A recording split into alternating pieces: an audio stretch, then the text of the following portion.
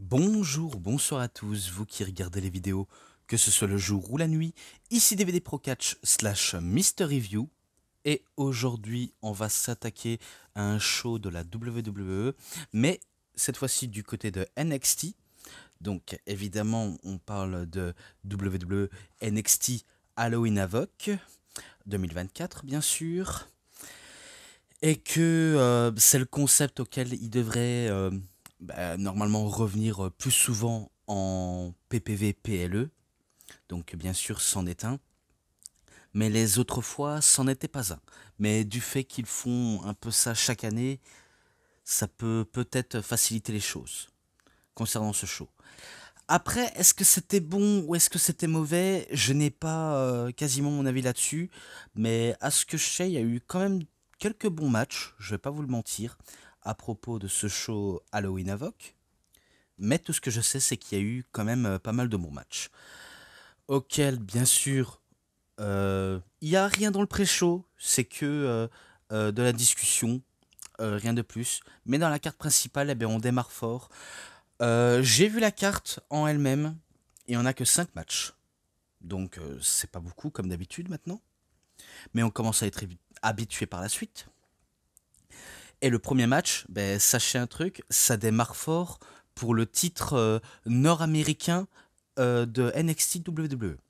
Avec une stipulation auquel ben, je crois que c'est Obafemi contre Tony D'Angelo.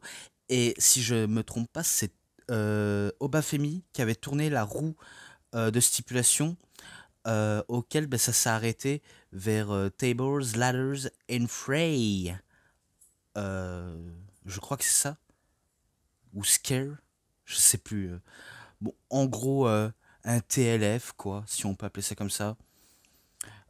Donc, table, échelle et frayeur. Un nom qui est pas fournichon, malheureusement, qui est pas folichon. Et le match, bien sûr, peut être remporté par tombée ou soumission. Et auquel, ben, c'est du gros bordel, comme on peut le dire.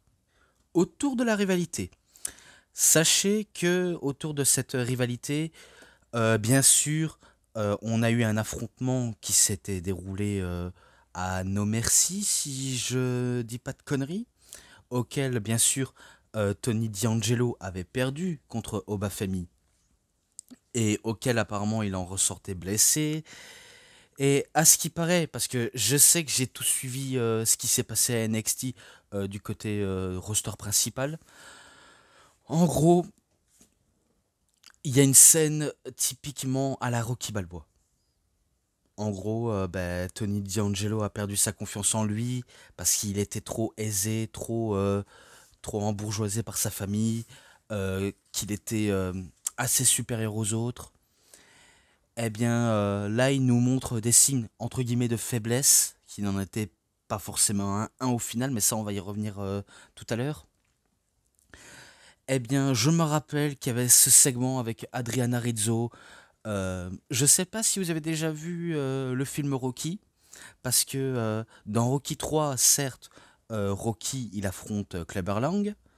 On va dire que Mr. T Clubber Lang c'est un peu Obafemi, et Sylvester Stallone, Rocky Balboa, c'est un peu Tony D'Angelo.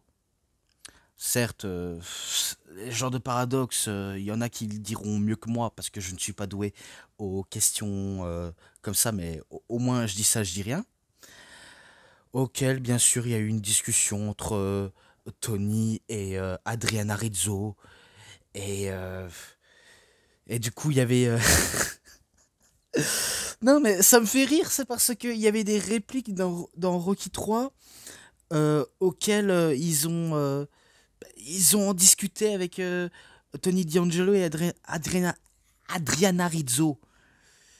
Mais on peut pas dire que Adriana Rizzo, c'est Adriane dans Rocky. Parce que je me rappelle des répliques comme par exemple lorsque lorsqu'Adriane essaye de, de reprendre espoir à Rocky et de le faire prendre confiance en lui aussi. Eh bien, c'est ce qu'Adriana Rizzo voulait faire avec Tony D'Angelo pour le remettre en confiance, euh, en lui expliquant tout ce qu'il doit faire pour être concentré et essayer d'avoir une mentalité de vainqueur, jusqu'à ce que on a cette fameuse réplique. Comment tu fais pour me tenir tête, quelque chose comme ça. Bah, je suis, comment dire, bah, une manageuse d'un catcheur, entre guillemets, hein. Alors que dans Rocky, c'est des, comment tu fais pour me supporter autant? Parce que je suis la femme d'un boxeur. Et du coup, mot pour mot, c'était. Non, mais je sais pas si vous réalisez. Et bien sûr, des entraînements à la Rocky, Tony D'Angelo, il s'est entraîné comme un damé jusqu'à ce qu'il affronte Obafemi. Et que lorsqu'il a affronté Obafemi, certes, Obafemi a montré une grosse agressivité sans limite. Et que cette fois-ci, Tony D'Angelo ne s'est pas laissé faire. Il avait démonté coup pour coup. Au moment où Obafemi voulait effectuer sa prise finish, donc le Say-Down Powerbomb, eh bien, il retourne la situation en roll-up et qui remporte le titre. Et du coup, ben, c'est victoire de Tony D'Angelo. Lors d'un épisode de NXT, hein, bien sûr, hein, lors d'un épisode, hein. Et bien sûr, la rivalité n'était pas terminée, vu comment, par la suite, Tony D'Angelo fait une promo en disant qu'il n'a jamais perdu cette confiance en lui, vu comment cette confiance en lui, il l'avait depuis toujours, et que tout ça n'était que monté de toutes pièces. Et du coup, j'avais aussi des doutes, hein, j'avais clairement des doutes, mais il faut le dire qu'ils nous ont bien eu dans l'arrière-train. C'est tout ce que je peux en dire à propos de ça, mais que Obafemi n'en avait pas arrêté ici, vu comment, pour le faire payer pour ses affronts, ben, il décide de s'en prendre à sa famille, notamment à Channing Lorenzo, Luca Crucifino. Pour Adriana Arezzo, certes, elle s'était fait attaquer, mais pas par Obafemi, peut-être par Nikita Lyons. Ça, on n'a aucune preuve que c'est elle, mais quelque chose comme ça. Et ben du coup, il décide de s'en venger au Bafemi en tournant la roue de stipulation. Et du coup, ben, c'est TLF, quoi. Table, échelle et frayeur. Et voilà comment les deux hommes se sont venus aux mains. Et que cette fois-ci, Obafemi était en mode destruction et en mode revanchard. Tandis que Tony D'Angelo est en mode champion impitoyable. C'était un peu serré en plein match. Certes, la famille n'est pas hésité à intervenir à tout moment, mais pourtant Obafemi les démolit tous un à un. Pas mal d'objets ont été utilisés, forcément. Au moment où Tony était prêt à en finir, certes, ça s'est terminé à 2,99 et que Obafemi s'est relevé l'épaule à tout moment. Mais quand Obafemi reprend l'avantage, là, il veut faire énormément de dégâts à Tony D'Angelo, mais il se mange un pied de biche, ou ouais, je crois que c'est un pied de biche, à l'arrière de la tête, ou plutôt dans les épaules, au niveau du haut des épaules, et que Obafemi, ben, il voit Adriana Rezzo, il va pas la frapper, mais il va la menacer de faire partir du ring, et s'il le faut, eh bien, elle a su pour le faire dégager de l'arène. Et bien sûr, ben, Tony D'Angelo, euh, il revient en force, forcément. Là, je ne cite que les moments forts du match, hein, parce que le reste, c'était du début, auquel il faut pas trop que je me tarde trop dessus, forcément. Mais pourtant, il a eu l'aide de sa famille, même si Tony il pouvait très bien se débrouiller lui-même, mais vu comment, en tant que champion, un peu en position de faiblesse, ou alors clairement pas du tout, même s'il se fait un peu appeler le Don de NXT, le parrain, le Don Vito Corleone, j'en passe des noms auxquels on pourrait lui donner cités d'un film, bah, il peut pas s'en passer de sa famille de mafieux, comme j'aimerais dire. Bon après, divine spoiler, ben, bien sûr, ce sera Tony D'Angelo qui va avoir le dernier mot sur Obafemi, qui va le faire passer à travers une table avec son ultime Spinebuster, et qui il fait le pin. Quand il avait perdu le titre, Obafemi, c'était la première personne à perdre face à Tony D'Angelo. Et là, il perd pour la deuxième fois. Certaines rumeurs courent comme quoi il est fort possible pour Obafemi qui pourrait atteindre un niveau du palier, notamment peut-être en mettant en course au titre NXT de Trick Williams. Ou peut-être de Ethan Page. Mais ça, on y reviendra. Mais bon, qu'est-ce que vous voulez que je dise si ce n'est que c'est victoire de Tony D'Angelo et ça peut s'arrêter ici. Mais je peux passer au match suivant et le match suivant c'est un match féminin. Et dans le match féminin, on a Julia et Stephanie Vaquer contre Roxanne Perez et Cora Jade. Ou Cora Jade. Bref. Comment vous dire grand-chose? Comment vous dire? Vous saviez que Julia, elle avait fait ses débuts officiels lors de No Mercy, lorsqu'elle a apparu dans ce show pour défier la championne. Certes, elle a défié la championne lors du premier épisode de NXT sous la chaîne CW Network, et auquel elle avait quasiment presque le match en main, même si elle avait quelques petits moments de creux en plein match. Certes, elle est déjà vue comme une énorme top star, vu comment elle vient d'une autre circuit, notamment du circuit japonais, et que son style c'est plus du Joshin Wrestling, donc du catch féminin pur et dur, et que lorsqu'elle avait le match en main, finalement il a fallu que, si je ne me trompe pas, si je dis pas de bêtises, que Roxanne Perez fait venir l'une de ses anciennes ennemies, mais aussi l'une de ses anciennes amies, à la personne de Cora Jade.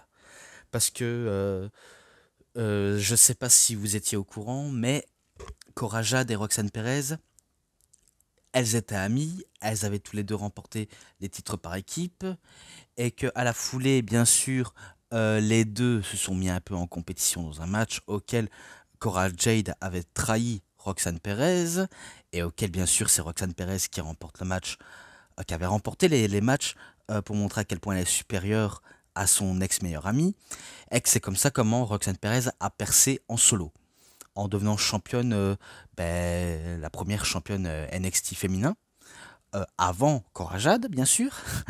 Je dis pas ça la toute première de l'histoire, mais non. C'est juste moi qui m'embrouille tout seul. Et qu'après, elle récupère. Et maintenant, vu comment elle se sent intouchable, elle a besoin de faire venir l'une de ses anciennes ennemies pour devenir amie. Ok, passable plan, même si je trouve que c'est un peu osef. Et que du côté de Julia, vu comment elle avait perdu le titre, elle a décidé de faire venir l'une de ses rivaux dans le circuit japonais et lucha, on va dire Joshin et lucha, on va dire ça comme ça, à la personne de Stephanie Vaquer. Stephanie Vaquer, que je vous rappelle, qu'on l'avait déjà vu du côté de la EW, avec le titre Strong de NJPW, le titre féminin de CMLL et un titre par équipe féminin de la CMLL, auquel elle a été l'une des stars de la promotion de la CMLL. Mais ça, vous le savez peut-être pas, parce que même moi, je la connaissais pas pour dire. Mais vu comment j'ai quand même vu quelques matchs de elle auxquels elle a effectué, que ce soit au Japon, au Mexique et un petit peu aux States, enfin, aux States, peut-être du côté Strong, pas dans d'autres promotions, et maintenant je sais à quoi m'attendre. Et il faut dire que Stéphanie Vaquer, elle en dégage du charisme.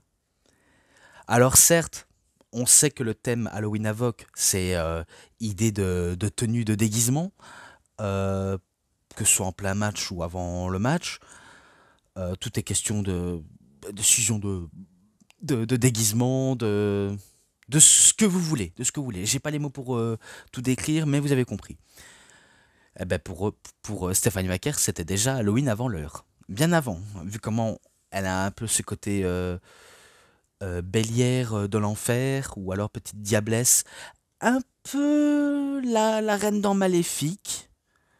Ouais, elle a un peu ce côté-ci, et que là, elle a un côté double face, ou alors un côté Darby Allin, même si c'est pas du tout ce que je voulais faire allusion à Darby Allin. Mais en gros, elle a la moitié du crâne, enfin la moitié du visage comme un crâne, et ça c'est pour célébrer la célébration des morts au Mexique, quelque chose comme ça. Et Julia, toujours aussi une folie, une magnifique folie, si on peut appeler ça comme ça. De toute façon, c'est la base de son surnom, The Beautiful Madness. Donc voilà. Le match par équipe était bien, et ce que je peux en dire, c'est que on dirait presque une leçon de lutte pour les deux petites jeunes. Parce qu'il faut le savoir, c'est que Cora Jade et Roxane Perez sont quand même assez jeunes. Et pour Julia et Stéphanie Vaquer, je ne sais plus quel âge elles ont, mais elles ont l'air d'avoir un peu plus d'expérience. Enfin, entre guillemets, je dis bien entre guillemets, parce que même Roxane Perez et je suis sûr Cora Jade, elle a aussi de l'expérience, malgré leur différence d'âge. Mais après, l'âge n'est pas qu'un chiffre. Je veux pas dire de conneries non plus, mais c'est un peu l'opposition du style en fait. Vu comment de l'autre côté, on a déjà des lutteuses bien établies, bien considérées, comme le style Joshi Wrestling, et le côté Lucha Libre. Donc je parle bien de Julia et Stephanie Vaquer. Alors que du côté, ben, c'est plus du style entertainment, alors que auparavant c'était style catch. Catch extrême à la fois, parce que Cora Jade, elle avait fait du catch hardcore à la GCW. Mais ça, c'est une autre histoire. Tout ça est une autre histoire. Si ce n'est que il y a un peu de leçons de lutte, et il y a un peu des moments de péripéties, des changements rapides, que ce soit du côté des faces, un petit peu du côté des heels. Mais après, quand ça commence à monter, là, ça passe au changement rapide. Et après, ben, ça va de moins en moins du côté des faces. Petit à petit, bien sûr, petit à petit. Mais sinon, c'était un bon match, ouais, je reconnais, c'était un très bon match. Et que je pense que la championne, Roxane Perez, elle était trop en surconfiance. Je trouvais qu'elle était trop en surconfiance, faut dire à tel point qu'elle a défendu son titre que personne n'est arrivé à, à lui enlever la ceinture. Et que pour lui enlever la ceinture, il faut quelqu'un à la hauteur de la championne, très à la hauteur de la championne. On va dire les termes là. Il y a eu enchaînement à deux, je crois, ben, des séries de coups de genoux, soit sur Cora Jade et tentative de prise de la part des heels. Mais après, c'est plus les faces qui vont remporter la victoire. Je sais, un coup de genou sur Cora Jade, alors que Stéphanie Vaquer s'occupe de Roxane Perez. Et on dirait qu'elle va effectuer un moonsault, mais ça a l'air d'être un moonsault tire-bouchonné. Je ne connais pas le terme de la prise, mais c'est une prise. Enfin, c'est un saut en tire-bouchon en façon de moonsault.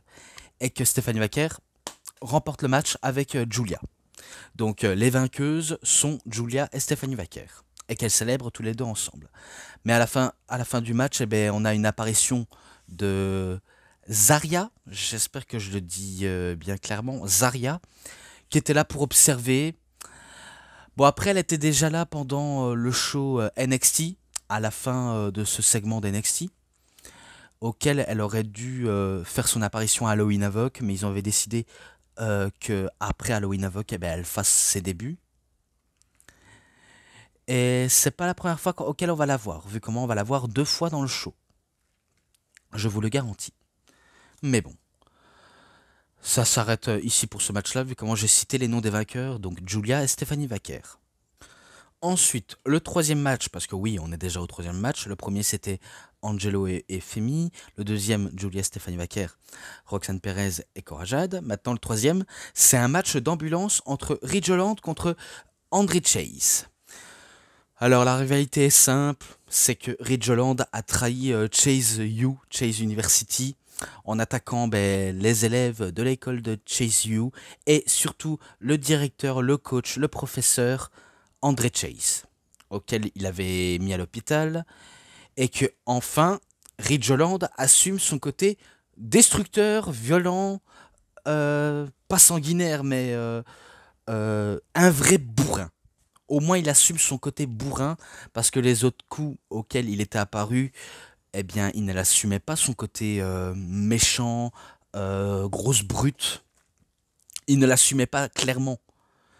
Alors que là, il y a des raisons auxquelles on peut l'accepter peut-être.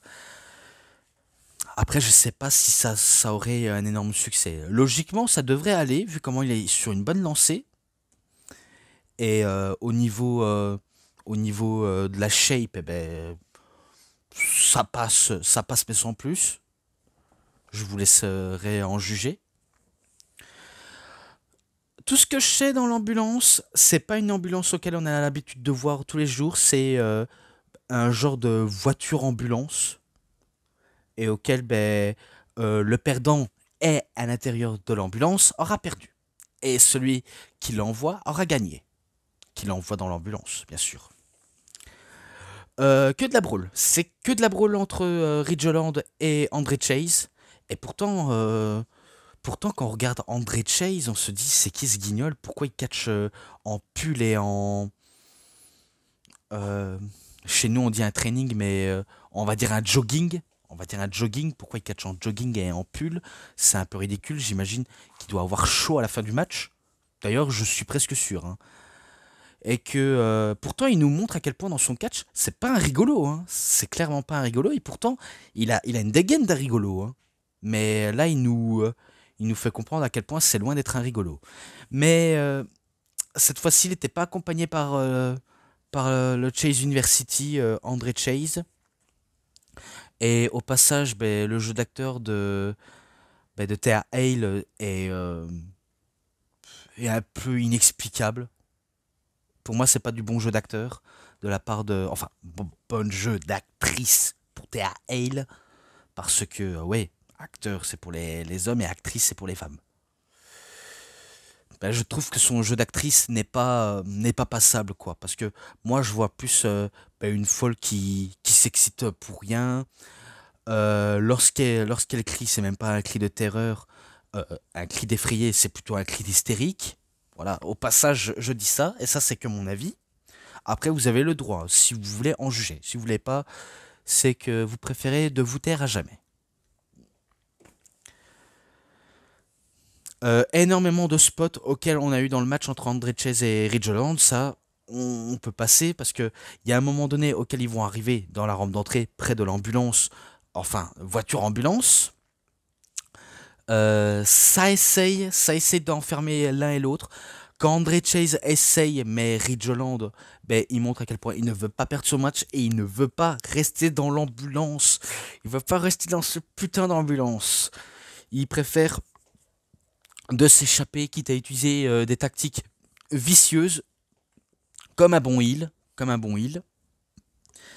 Et pourtant, André Chase, il tente tout, hein, de donner tout ce qu'il a pour fermer la porte, mais Ridgeland, comme dans un film d'horreur, un peu comme dans un film de slasher, Vendredi 13 ou Scream, peu importe quel film d'horreur classique, eh ben, il lui attrape par l'œil, donc c'est comme s'il lui arrachait un œil et pourtant il lui a pas arraché du tout.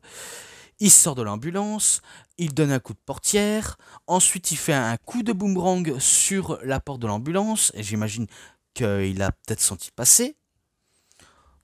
Il se protège tant bien que mal, mais j'imagine que ça doit faire mal à ce stade-là. Il balance dans l'ambulance et il ferme la porte. Et c'est lui qui remporte le match. Donc, victoire de Ridgeland. Et auquel, ben, la suite, on y viendra. On y viendra clairement. Maintenant, le match suivant, c'est le match numéro 4. Et dans le match numéro 4, eh bien, dans le même match, c'est pour le titre féminin nord-américaine de NXT WWE. Alors, je sais que Fatal Influence, parce que c'est de eux auxquels on va parler, qui vont affronter Kelani Jordan. Donc Kelani Jordan contre Fatal Influence. Auquel ben, Fatal Influence avait tourné la roue de stipulation. Et ils avaient choisi... Attends... Match Spinner Choice. Ah, d'accord. Match d'adversaire de choix pour affronter Kelani Jordan. Donc, c'est-à-dire que Kelani Jordan, elle avait le droit à l'une des 3 lutteuses auxquelles elle va les affronter une à une. chacune. Et forcément, ben, voilà comment ça s'annonce la couleur. Bien sûr, la championne a fait son entrée. Enfin, l'une des Fatal Affluence fait son entrée, donc c'est Jasmine Nyx qui arrive. Ensuite, Kelani Jordan qui est habillée en Poison Ivy. Le reste, c'était le côté Diablesse des Cœurs. L'autre, une, euh, une bikeuse punk à chien. Et de l'autre, une cowgirl moitié fermière. C'est tout ce que je peux en dire en termes de description de tenue. Bien sûr, entre Kalini Jordan et Jasmine Nyx, ça commence avec deux débutantes. Et il faut savoir que la petite rivalité anecdotique, c'est que les lutteuses, donc Fallon Henley et Jessie Jane, sont un peu frustrées que des rookies, donc des rookies, obtiennent une chance au titre et qu'ils obtiennent directement. Donc elles sont jalouses, elles sont toxiques, elles sont de véritables pestes qui sèment la gangrène et auxquelles ben, elles trouvent pas ça logique que c'est les jeunes qui obtiennent plus de renommée alors que ceux-là, elles sont là depuis un bon petit moment. Et du coup, ben là, elles ont peut-être leur chance. Elles ont peut-être leur chance de l'affronter Kalani Jordan. Donc, Jasmine Nyx, certes, c'est une jeune talent auquel elle a beaucoup besoin à apprendre. Mais après, il y avait des petits moments de petits cafouillages entre Kalani Jordan et, euh, et Jasmine Nyx. En même temps, c'est normal. Pourtant, Kalani Jordan, elle aussi, c'est un peu une débutante. Hein, un peu une débutante. Et que on essaye de la faire avoir des responsabilités en tant que championne. Mais pourtant, c'est pas gagné d'avance, malheureusement. C'est pas gagné d'avance. Tout ce que je sais, c'est qu'Elaine Jordan, elle bat Jasmine Nyx avec un 450 splash ou alors Springlight et Moonsault. Donc elle bat bien sûr Jasmine Nyx. Ensuite, c'est Jessie Jane qui fait son entrée. Et à peine qu'elle respire Kelani Jordan, qu'elle doit encore combattre. Donc bien sûr, elle se fait taper par euh, Jessie Jane. Et auquel, bah, à la foulée, après de longues minutes de match, eh bien c'est encore Kelani Jordan qui bat l'une des Fatal Affluence. Donc en faisant un roll-up sur Jessie Jane. Et ça permet à Fallon Henley de venir et de combattre. Donc là, c'est sûr, il n'y a pas de temps mort hein, pour Kelani Jordan. Clairement pas de temps mort. Je peux passer directement à la fin parce que trop de choses à dire, trop de choses à dire. Même si Kelani Jordan, elle était prête à affronter la troisième et qu'elle sait bien que elle peut pas, elle a pas le temps de respirer, elle essaie de respirer tant bien que mal. La fatigue travaille beaucoup. Mais la stratégie des Fatal Influence, c'est de distraire Kelani Jordan pour qu'elle commette une erreur. Jasmine Nyx s'est interposée, certes, elle s'est mangé un coup, ça l'a un peu occupé Fallon Henley pour mener son attaque. Ensuite, quand il y a Jessie Jane, c'est pareil, ça l'affaiblit un petit peu de plus en plus. Elle veut effectuer son 450 splash, mais elle se fait accueillir par les genoux de Fallon Henley. Et c'est à ce moment précis auquel Fallon Henley fait sa prise finish pour battre Kelani Jordan. Et qu'elle devient la nouvelle championne féminin d'Amérique du Nord. Donc victoire de Fallon Henley. Et les Fatal Affluence célèbrent à 3 avec le titre. Bien sûr, elle va prendre le micro, Fallon Henley, et de mettre au défi qui scelle des personnes qui voudraient les défier Fatal Influence, à tel point qu'elle dit cette question-là que son souhait était exaucé. Vu comment le clip de Zaya, ouais Zaya, je crois que je dis bien, Zaria, oui, il faut que je m'habitue à ce nom parce que on connaissait sous le nom de Delta, mais la WWE a décidé Zaria. Eh bien, le clip de Zaria se lance, et du coup, ben, les Fatal Influence sont un peu inquiets. Elles se disent, est-ce qu'elle va venir? Est-ce elle va nous faire démolir? Eh bien, elles étaient derrière elle, et elles commencent à allumer Fatal Influence. Donc, toutes les trois. Donc j'imagine que ce sera peut-être elle qui veut lancer un message clair et net à la division féminin de NXT, à quel point une personne aussi dangereuse peut peut-être devenir championne du jour au lendemain, ou peut-être à quel point elle veut changer les choses à NXT. C'est tout ce que je peux dire en ce moment même, parce que maintenant, on passe au suivant, et le suivant, c'est déjà le main event. Oui, déjà le main event, et dans le main event, c'est pour le titre de NXT, tout simplement, masculin. Alors, la rivalité entre Trick Williams et Ethan Page était vraiment pas loin de se terminer là, clairement pas du tout, et auquel, évidemment, euh, Ethan Page, je crois qu'il avait tourné la fortune, parce que. Enfin, tourné la fortune. Tourné la roue de stipulation, parce que oui, vous saviez que c'est Trick Williams contre Ethan Page, et auquel c'est lui qui avait tourné la roue, et c'était tombé sur conclu une affaire de Devil Playground. Donc un match de cours du mal. Je crois que je le dis bien. Si je le dis mal, je m'excuse. Hein. Si je suis pas tellement fort en, en traduction, je m'en excuse. Tout ce que je sais, la rivalité était clairement pas finie entre les deux, et auquel Trick Williams a récupéré sa ceinture en battant Ethan Page lors du tout premier show de NXT de CW Network, là où il était arbitré par CM Punk. Et il a remporté certes le titre, mais il y a eu quand même une petite clim quand Ethan Page a perdu le titre. Tout de même. Tout de même. Ça, c'était clairement pas cool de le faire, mais ils en avaient décidé et auquel ils n'avaient pas conscience des répercussions.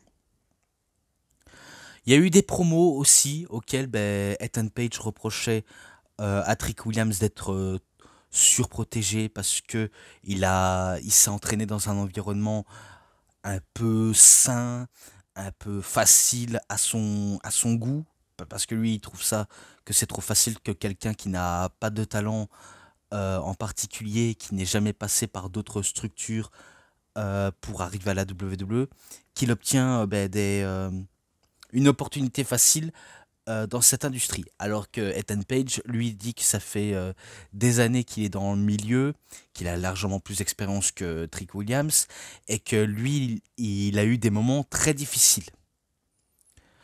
Auquel je trouvais ça quand même intéressant de la part de Ethan Page de nous sortir ça.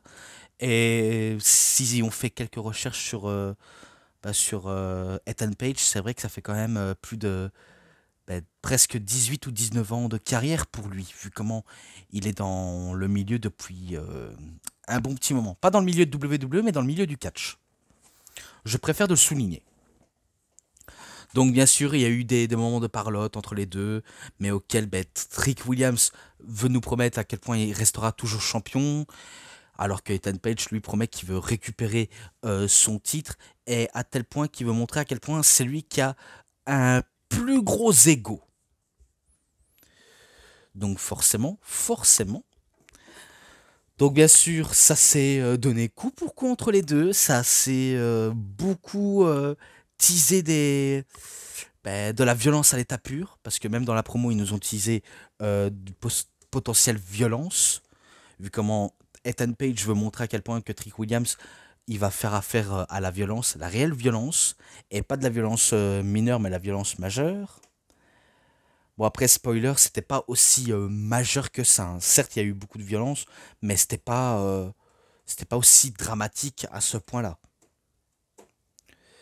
Donc, pas mal d'échanges, pas mal de coups, pas mal de tentatives d'échauffourée. Il y a un moment donné où Ethan Page dominait le match et que Trick Williams essaie de revenir en force tant bien que mal. Je dis bien tant bien que mal.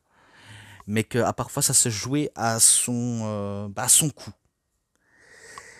Et pourtant, certes, Ethan Page était prêt à remporter le match avec son All Ego's Edge, parce qu'en plus, les tombées pouvaient se faire à l'extérieur. Donc c'est un peu comme un False Count Anywhere, mais vu comment ces stipulations typiques Halloween, Halloweenesque, eh ben, ils ont utilisé ce genre de truc.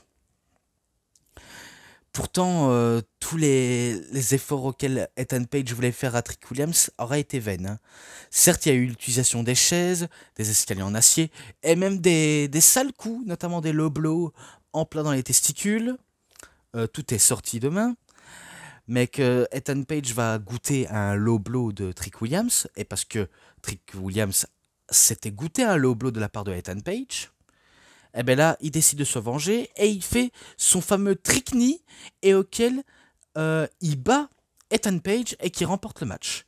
Et auquel il célèbre avec le public. Donc, victoire de Trick Williams qui conserve son titre. À la fin du match, bien sûr, évidemment, il se fait attaquer par Ridgeland, auquel il était peut-être pas censé être là. Mais il faut savoir, c'est qu'il avait eu une petite altercation avec Boba Ray Dudley, qui était dans le public avec un mec que je ne connais pas le nom, malheureusement. La première fois, c'était pour devant les fans auxquels ils donnaient leur avis. La deuxième fois, c'est quand ils donnaient encore leur avis, mais que Ridgeland intervenait. Bien sûr, Ethan Page, il voit que Ridgeland agresse Trick Williams. Il se dit, qu'est-ce que tu fous, pourquoi tu fais ça? Eh ben, on veut détruire la même chose que nous, et on veut exactement la même chose que toi et moi, on veut. C'est-à-dire le titre.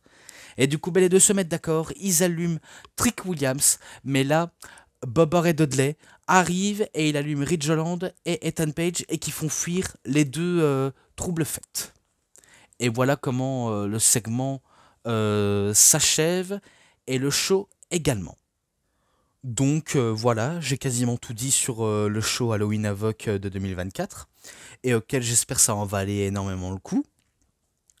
D'autres vidéos à venir, que ce soit sur les DVD et un show en particulier de la TNA auquel j'aurais dû m'attaquer au début d'année, mais auquel je suis vraiment passé à côté alors que j'aurais pu. Mais bon, ce n'est pas grave. Ça, ce sont des vidéos à venir et pendant ce temps-là, je m'arrête ici. Donc, c'est tout pour cette vidéo de review. C'était DVD Pro Catch / Mister Review. J'espère que ça vous aura énormément bien plu. Et si vous avez aimé cette vidéo de review, vous savez ce qu'il vous reste à faire. Likez la vidéo, commentez, partagez, abonnez-vous à ma chaîne et cliquez sur la petite cloche pour avoir plus des notifications et des prochaines vidéos. Et moi, comme d'habitude, je vous dis bonne journée, bonne soirée à tous. Au revoir tout le monde pour une prochaine vidéo. A plus à tous les fans de catch. Allez, bye bye tout le monde.